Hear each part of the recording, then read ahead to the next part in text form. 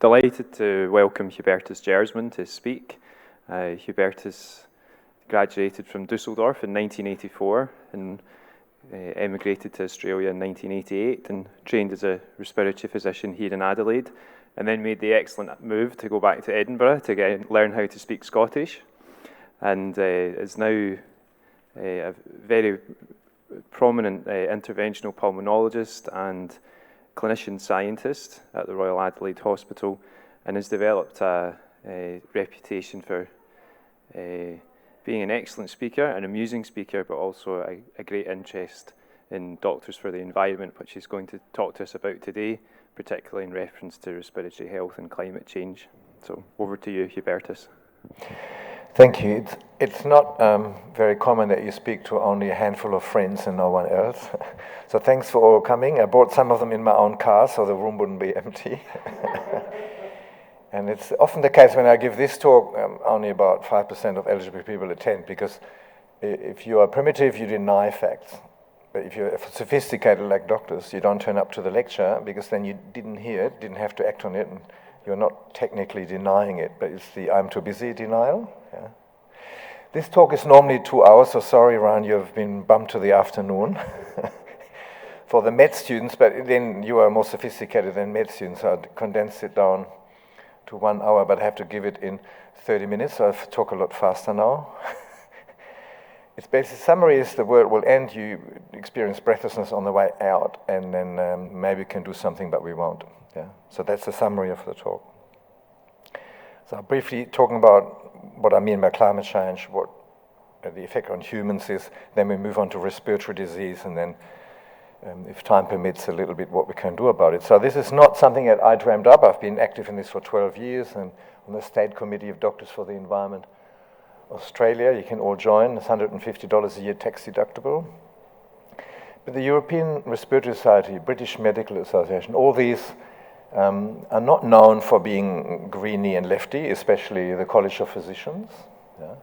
And so College of Physicians and GPs, AMA, they are very, very conservative groups, and they have strong statements on their websites and their policy about doing something and recognizing the health effect of climate, and that tells you a lot. There are also quite a few journals. There's a brand new journal that sprang up a few years ago, Nature Climate Change. But even BMJ, Lancet, New England Journal of Medicine, these are not fringe publications, and they regularly address this problem. And it's so it's depressing each time you read it.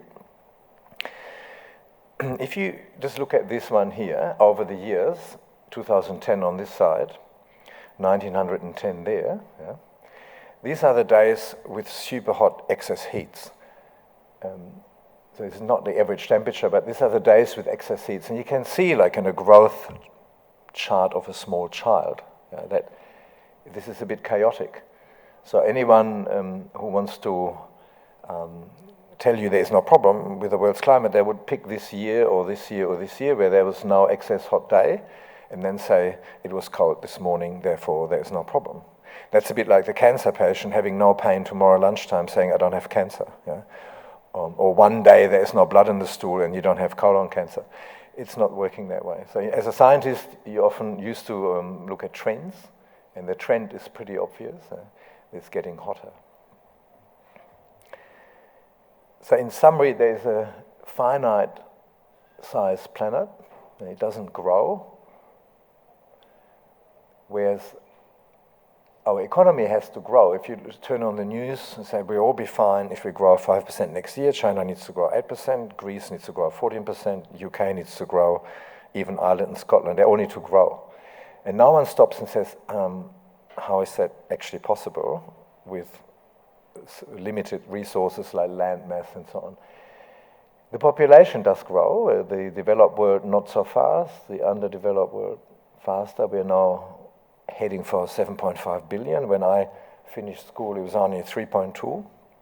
And when someone said the population will be a problem in the future, being sort of 18, 19, said, nah, let's buy a Torana and hoon around, and it will never happen. But now it's more than double. 3.2 billion, it's now 7.3 or 4 billion. To make that happen, we need to have people live from something, live on something, grow. So we just remove the forests of the earth for wood, for living space, for cattle, that everyone gets their burger 3 times a day. So there's a lot of issues leading to massive deforestation. So 55% of all world's forest has been removed in the last 200 years. 55% of Earth's forest. We also need energy, so it's not enough. We're digging up fossil fuels. Now, what fossil fuels are, if you think about it, is previous forests, and I talk jungle, massive forests, decayed, compressed, and carbonized. Yeah? So these are basically, it's a battery version of millions and millions and millions of years of forest. So if you burn fossil fuel, it's like burning the whole world every month. So it's exponentially a lot more carbon dioxide coming out, because here you grow new trees, burn them, new trees burn. It's some semi-neutral sort of situation, whereas that is burning the past, digging up the past and burning it all. It's massive.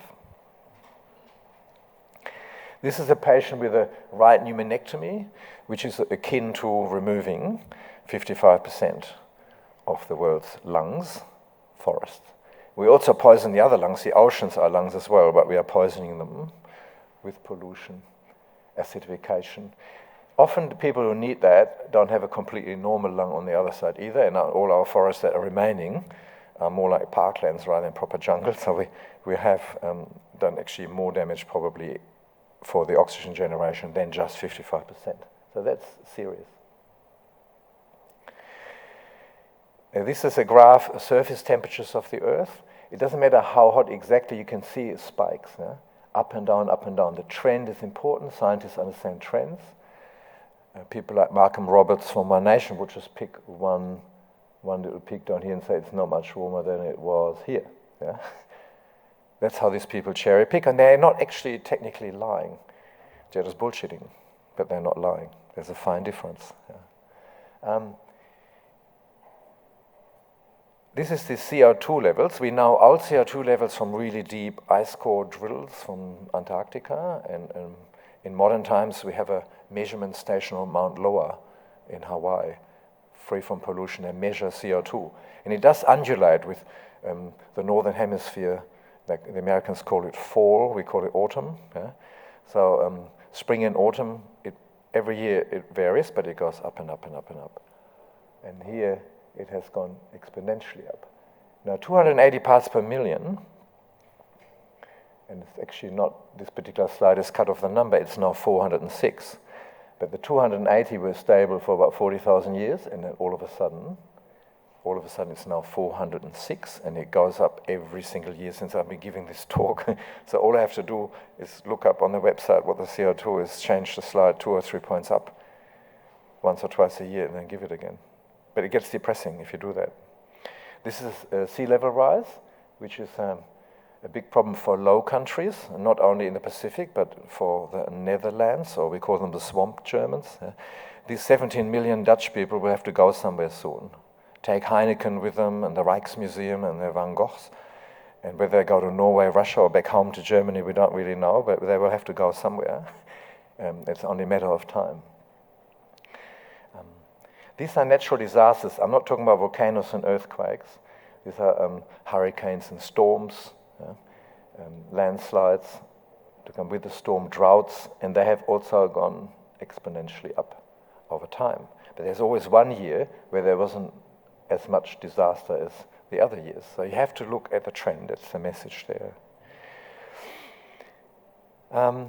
They also are more severe because hurricanes have always occurred. That's the other line you get. Storms have always happened. Yes, they have. Droughts have always happened, but not as severe, not as long, and more predictably. So this is the North Atlantic tropical storms. Oops, there. And this is worldwide. Different disasters, storms, floods, and forest fires and droughts. So they're slowly creeping up. But the effect is not just a number. If you in a forest fire in Tasmania, nature is not ready for that.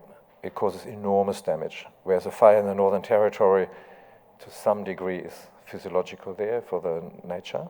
Maybe not if it's very severe, but in Tasmania, it kills. And in Siberia, it kills. And they have fires in Siberia now, every summer. These are the Category 5 cyclones in Australia. There are only 4 last century and already 6 this century. And are you noticing, any Australians here that noticed something missing? There was a hurricane that blew off Darwin off the map. Hurricane Tracy, 1974. It was a weak Category 4 one. It's not actually on here.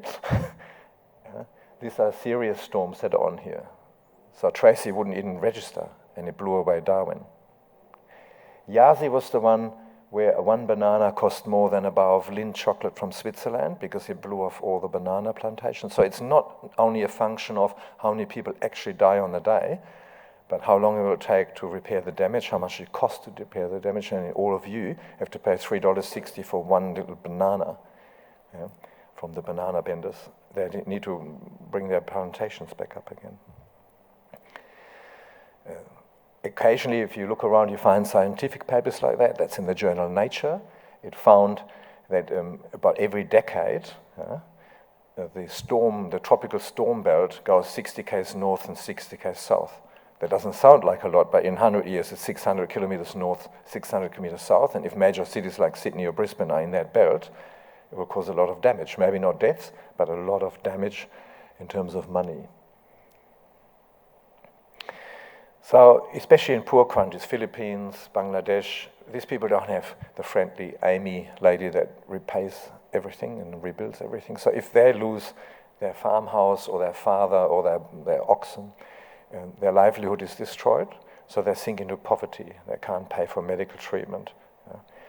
So these people may lose lives, especially in Haiti and somewhere there are slums on hills, but often they just lose their livelihood.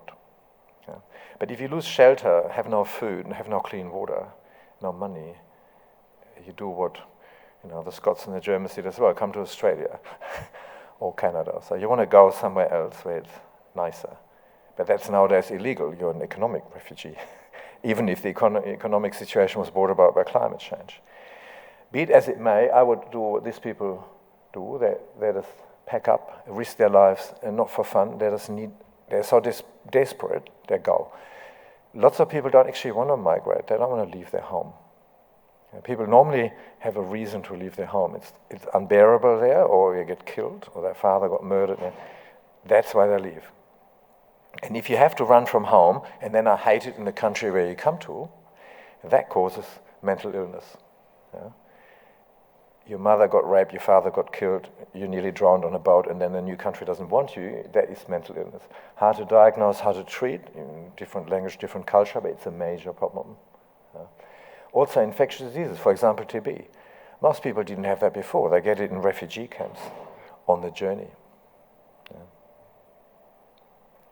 Talking of refugee camps, this is what they look like. You can just imagine how wonderful the schooling will be, and the green space that we all need for mental health, not there. And the medical care, things don't get diagnosed, don't get treated. And if anything happens in a camp like that, whether it's Ebola or TB, you can just see the consequences.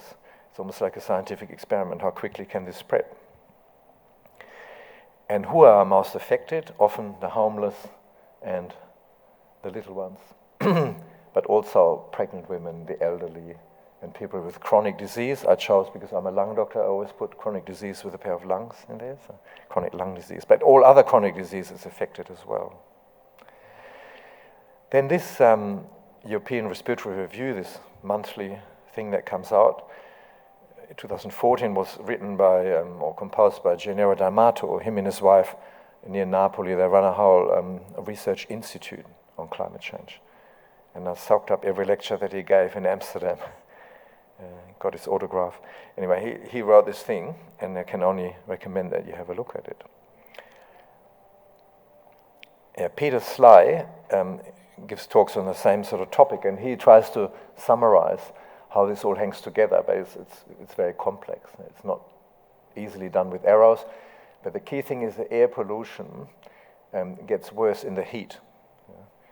There are more pollen, dust. It all comes together, amplifying itself, and it can exacerbate existing disease, but can also generate new disease. and the other physical effects cause climate refugees. But then you're probably not allowed to call them climate refugees because it's a taboo word in a coal mining country like Australia. Even after Abbott is gone, you still can't say it. Well, we also should remember that lots of chronic disease people live in urban areas, or many people live in urban areas these days, in urbanization of China and India, Pakistan, Bangladesh. In the urban heat island is well described. You can even when I lived in North Adelaide and it was a hot day, 39 degrees, as you jog across the golf course along the river, it drops. And then you come back up the bitumen and you get baked, like running on a toaster. Yeah? And this is in in Berlin, they have linkage of data. They know where everyone lives, what they have in their bank account. They know more about, in Scandinavia and Germany, about their people. So this professor from Berlin showed his data in London where he could predict whether COPD people live in high rises away from the sun or facing the sun, and he could match their exacerbations to hospital to the living in a high rise on the southern and western side, baked by the evening sun in summer. And they then, because they don't have air conditioning in those places, they ended up either dying or going to hospital. We wouldn't have the data here, but the same principle would apply without us knowing. That's always good. If you don't know anything, you don't have to do anything. That's why they removed the pollution measurement in Port Augusta just before they finished the coal mine. When we cottoned on to double the lung cancer, double the COPD in Port Augusta, the EPA handed monitoring over to Alinta Energy. And they somehow forgot to tell us the data when we asked for it. Couldn't find it. There's a fascinating paper on pediatrics in the New England Journal. It's about 11 years out now, but basically they got from lavage in children, they got macrophages. There's a whole range. I only showing one here with little carbon granules. So they measured and extrapolated that the more carbon granules these macrophages of the children had eaten, the more pollution exposure they would have had, and then they matched it to their expected lung function. And they found that the more carbon was in the macrophages, the less was their lung growth. And we don't all believe in this kind of asthma equivalent. There's a lot of controversy about this measurement, but anyway, that was also, some Europeans do, and it was also down. And in China, which is currently the best study place for air pollution and death, because you can sometimes not even see 50 meters. I was there 2 years ago.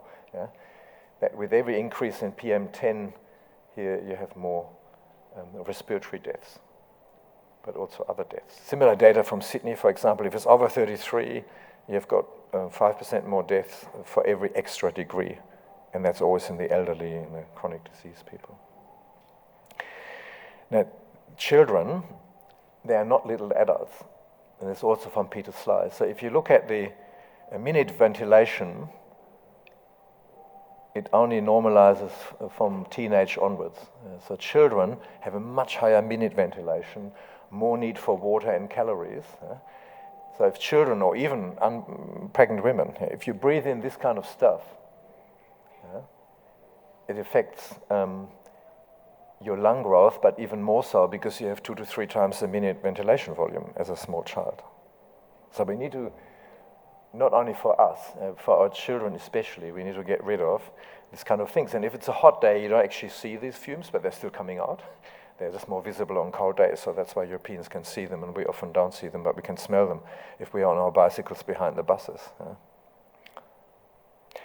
It all sounds depressive, and the same James Gorderman, in 2004, he showed how lung growth in Californian children was stunted by all the pollution.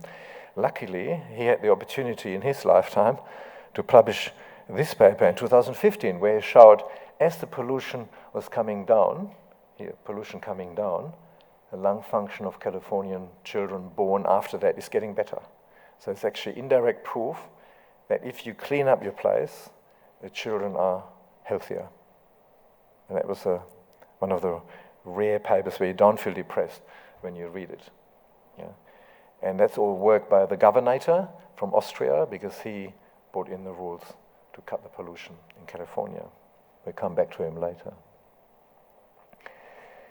That's again a sketch from Peter Sly, how the heat and the ozone production, and then it all bakes the pollutants together. So a lot of chemistry in the atmosphere.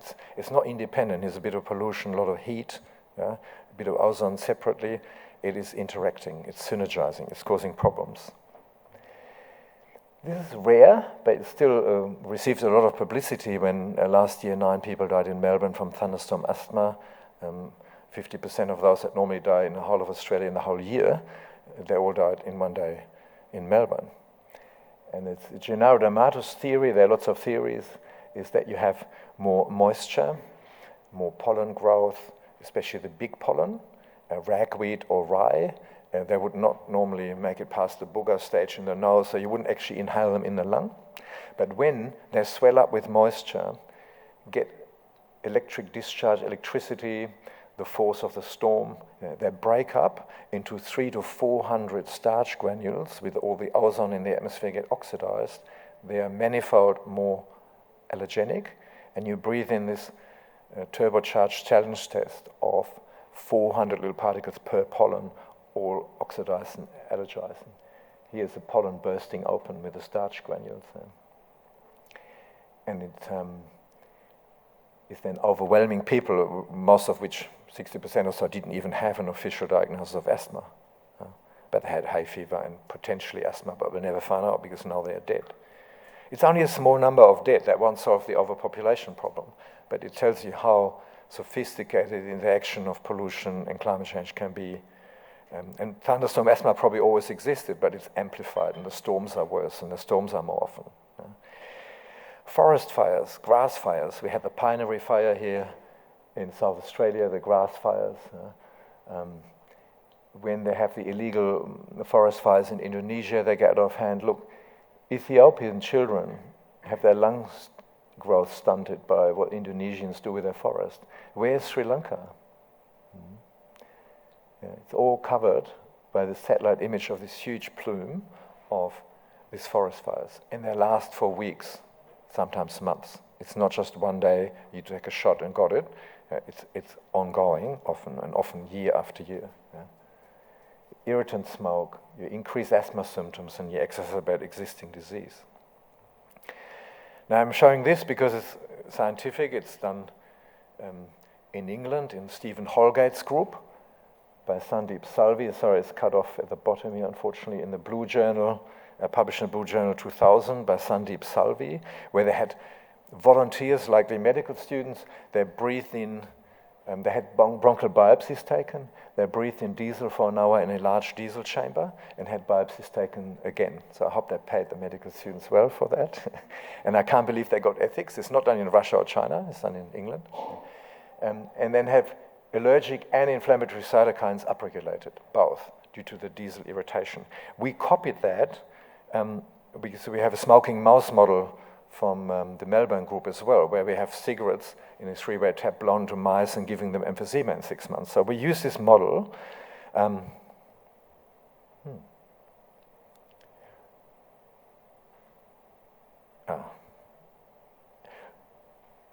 to use collected material from the Adelaide Hills, dry it, standardize it, crumble it up. So this is wildfire material, twigs and leaves, acacia, eucalypt. We roll that into cigarettes and then burn it. So we make our wildfire cigarettes. The positive control is the tobacco cigarette. And then the first poster that we showed in Milan was that autophagy was reduced, cell death was increased, and the leaking of the epithelial layer became more leaky when exposed to wildfire smoke. It seems to be a no-brainer. I mean, cigarette, diesel, everything else you inhale damages your lungs. But then the people say, oh, well, have you got any evidence to show that inhaling smoke is dangerous? Bloody hell, of course it should be dangerous, but they need to be shown. So we're showing that, and this is our first poster. And then I met Sandeep Salvi and had to have I wanted a selfie, but I'm not very good at selfies, so I gave some person, organizing person, the phone and said, take a shot. And he did the diesel one. That's Thomas Sandström from Sweden. He's a professor in Stephen Holgate's group as well. And he said, it was in my lab. I want to be on the photo as well. So I love those things. Yeah, I'll skip over that quickly, but basically there's some evidence that if you get if you grow up in a polluted place, if you then have the unfortunate fate to have CF, you're actually more prone to infections and so on, even that far-reaching. And more unexpected, so pollen concentrations where you think, oh, that should be aggravating hay fever, itchy eyes, and asthma, they found that people had more heart attacks and more COPD exacerbations and even pneumonia from pollen. That's from Holland, because often in Holland, in Amsterdam, Rotterdam, they have this inverse weather situation where there's an enormous amount of smog or enormous burst of pollen with all the planting and vegetation. They can study these things. That's a worry. We don't fully understand the mechanisms, but it's definitely a worry. But there's an elephant in the room. And the elephant in the room is that we only look in the newspaper how many people died and then see brief pictures of a whole slum fallen off the hillside and then forget about it because there's so many other news about Trump and actresses and Jeffrey Rush and whatever is interesting and rugby and the Ashes. But what happens afterwards is someone needs to pay for the repair. There are still some devastated areas that still haven't been repaired years later. So in a rich country like ours, we may be able to defend the coast and have border force and all these kind of things, but it will cost money, a lot of money. The money will eventually be missing from your grandparents' pension or from the nursing salaries. So we have to do with less doctors, less nurses. Can we really then pay for mepolizumab and those antibodies, PAH drugs, $46,000 a year per patient? Will we be able to afford this kind of medicine if we're spending all our money to pay for what we omitted to fix 10 years ago? Because if you mitigate climate change, you don't have to do firebrand payments when it's all going pear-shaped and shitsky. That's the problem. Humans just wait until there's a crisis, do a bit of crisis management. Crisis management is much more expensive than dealing with the problem. Take coronary artery disease. If you have a good lifestyle, eat well, you don't have to have those quadruple bypass and spend a month in ICU, and your personality changed after the bypass as well. For some people are now for the better, some professors. Yeah, let's not dwell on that. This is another problem. Bill McKibben, a famous American climate activist, he's done some maths and he's actually toured the world with a show called Doing the Maths. And he worked out that based on what has already happened, all the slides I showed you before is what already has happened, they're not projections. He then said, all right, this happened with burning so and so much fossil fuel, removing so and so much forest. What can we burn from now on before everything goes pear-shaped? And he came up with 500 billion tons of carbon. But all the companies, Exxon, BHP and so on, their resources of gas and oil and coal that they already own and have and ready to burn is 2,800 billion. So instead of working out how can we stop these people from burning the 2,300 billion that we can definitely not afford to burn, these people go out and try and find more. They explore the Moonta Basin, they want to drill in the Great Australian Bight, they want to frack Penola to see whether there's any gas that we can get from under the Shiraz while contaminating the groundwater. They want to drill under the North Pole. The Russians, it's a great idea when the ice is melting. Yes, the oil is ours. They want to drill under the North Pole. But we already have 2,800 billion more than we can ever burn. So why spending all our money instead of mitigating, trying to look for, beat the others and find more? This is very concerning. Now, Australia should be the forerider, but no. We rather have SUVs, bigger wives, bigger houses, bigger driveways, bigger cars, but not bigger wind farms. I like that one. Try not to punch anyone in the head. Australia Day riots with all the ultra-nationals shouting at you if you don't wear a blue T-shirt with a British flag on it. Yeah. So what can we do? We just need to stop releasing carbon. And that's the same as pollution. So if you don't generate electricity by burning coal, or if you don't drive a fossil fuel car, if you cycle, you walk, you take the tram, or if you can afford to buy an electric car, mine is in the car park, I can show you in the break. We are leaders, so we need to do leadership and advocacy, because people who work in a factory don't often take the stage and talk to the masses and convert them. Yeah? And we need to walk the talk. You can't just tell everyone smoking is harmless and go, yeah, don't smoke, it can cause cancer. That never worked for doctors or teachers. So it's the same here. We need to do something. Mitigation means stopping fossil fuel mining, burning, driving your Tesla. Whereas adaptation would be your next big beach shack in the York Peninsula is 1.50 meters higher to accommodate the sea level rise. And in fact, Florio Peninsula City Council on Kaparinga and so on, every holiday shack now has to be 1.50 meters higher than before. When I rang them up and said, why is that? They said, don't you know? It's because of sea level rise from climate change. I said, could you ring Tony Abbott maybe as well? And mention that to him. The insurance company knows this, the Pentagon knows this, all the ones that are sober about it, look at the data, they all know it's coming. It's only when you politicize it and say climate change is left, coal burning is right, that's not political. It's a bit like saying AIDS only affects Greens and Labour voters and never liberals. It's a bullshit. But I don't know why. Maybe it's a Murdoch press that allows this kind of thing to be propagated. Shouldn't be. If you're in the top tax bracket, every donation you make to sponsor a girl in Africa, because only the education of girls reduces overpopulation, nothing else, not compulsory sterilization. It's the education of girls, empowering of women, so you can donate, and it's 50% tax deductible. So that government has to give you 50% back for what you're doing. That feels good. I'll do it a lot, and you should do it as well. And the higher the tax bracket, the more you get back, 50%, if you're in the top tax bracket. Divesting refers to choosing an electricity provider that actually sources green electricity, like Diamond Energy, not Origin or AGL. Bendigo Bank, not one of the big fours, because the big fours finance coal mining. If you confront them, they say, oh, it's not true, we have this green project, but for every dollar they spend on something good, they spend $8.50 on fossil fuel mining. Superannuation, we can't often change it because it's a uni-super, state super is compulsory with one company. But if you want to,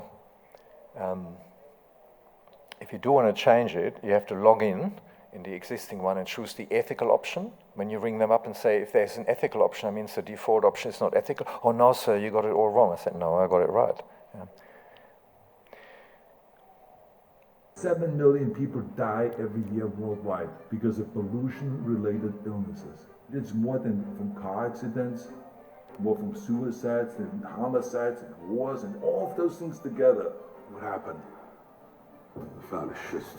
We are told that fighting pollution means harsh regulations that will cripple business. Politicians, they say, it's too costly to fix. Come on, don't bullshit me. Imagine how absurd for a politician in Washington to talk about too costly. They love to spend money. And you know something else? Some politicians even want to shut down the EPA's ability to regulate carbon. I would like to strap their mouth to an exhaust pipe of a truck, turn on the engine, and let's see how long it would take them to tap out. This is absolute nonsense. It's all bogus. Bullshit, bullshit, bullshit, bullshit.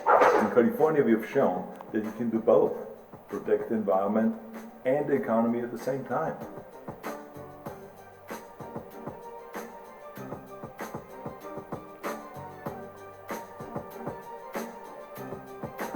If the biggest economy in a country, which California is, can't thrive under the strictest environmental laws, that means that we can do the same thing as a nation and move away from the fossil fuels. Let's go and save the environment. Share this video if you believe it's time for politicians to fight for a clean energy future.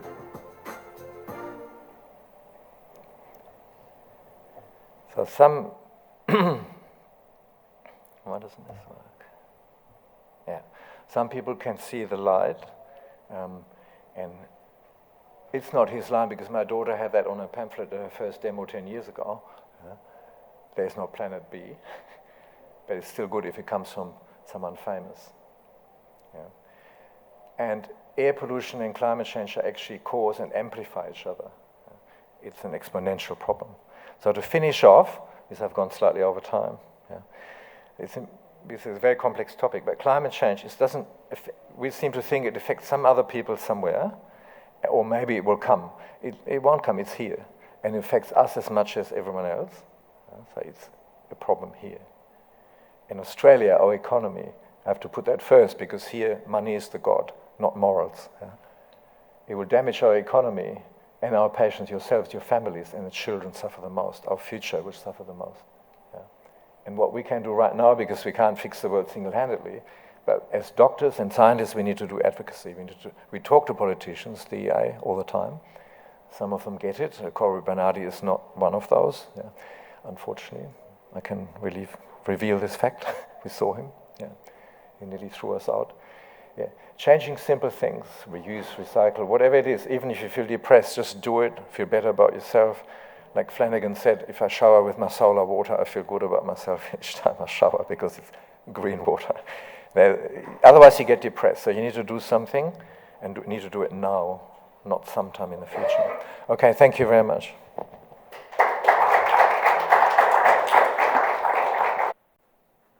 So I've got a provocative question to tease Hubertus because it's irresistible to do it.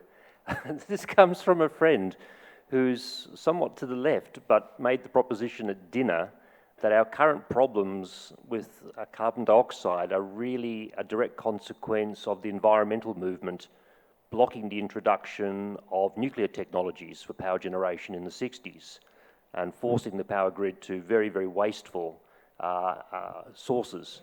So it's an interesting proposition, and the forward question is, do you see any role for a reactivation of these nuclear technologies, notwithstanding the bomb problem in North Korea?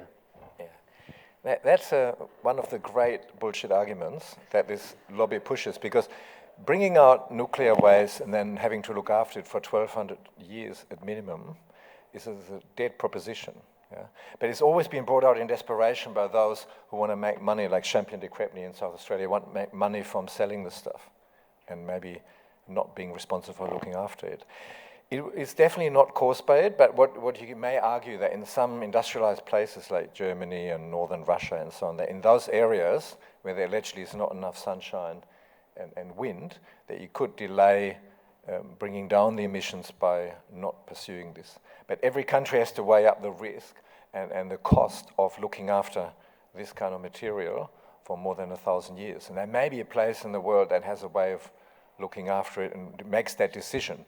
But on a planetary point of view, with biomass, wave energy, geothermal energy, wind and solar, we have enough technology, enough energy there, more than we need. It's just being procrastinated. And if you don't put wind farms up and don't put solar panels up, you can always say, oh, renewable energy failed us. Like some chap here at uni that we kicked out. You know, he had a PhD in biodiversity and suddenly he spoke nuclear energy. And he said, the renewables are failing. I said, well, where are they? They're not there. That's why they were failing. South Australia has taken that step. We have concentrated thermal being built in Port Augusta. We have 2 more wind farms coming. We are now on cold, windy days, probably 55% renewable already. It can be more. We'll be probably 80% by 2020. Yeah. And we are ridiculed on the eastern coast, but I think we have the last laugh. I firmly think that.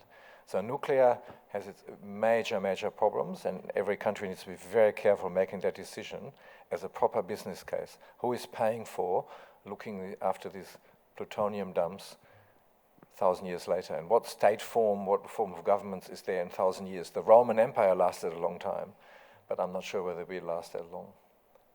I mean, any mining, you need to take the wetting the stuff, wearing protective gear, letting robots do it. You know, it's difficult. What concerns me more about lithium, that current technology only allows about 1/3 to be recycled. All our laptops, mobile phones, and cars have lithium, and at the moment we are lagging behind in recycling the stuff. That's what worries me. So we need engineers to find out how to recycle either 100% of it or develop better batteries that don't have lithium in them. Okay. Is there any other questions? Last one. Most workplaces have like a HAZChem type of, you know, with the chemicals that are used. Are they ever useful in this setting if you wanted to find out what chemicals a person is exposed to? Yeah, so every chemical substance at a workplace has, by law, needs to have what's called a safety data sheet, and that safety data sheet then contains the name of the ingredients in it, and then some basic toxicological information about that. So it's helpful to ask the patient to bring in the safety data sheets for the substances that they're using, and then when at least you know the name of the substance, then you can have a look online. The CDC in the States, has this site called ToxNet, and that's a really helpful resource then to look at some other information. So there's a lot of really good information online if you actually get the name of the actual substance that's present. One problem with that process is that some companies, for some processes, namely fracking, have the right to suppress, as a proprietary secret, suppress the names of the chemicals, so you'll never find out. Yeah. Okay. I think in the interest of time, we better draw the discussion to a close, but if you could all join me in thanking Professor Jersmann and Dr. Hoy for excellent talks and very stimulating start to the day.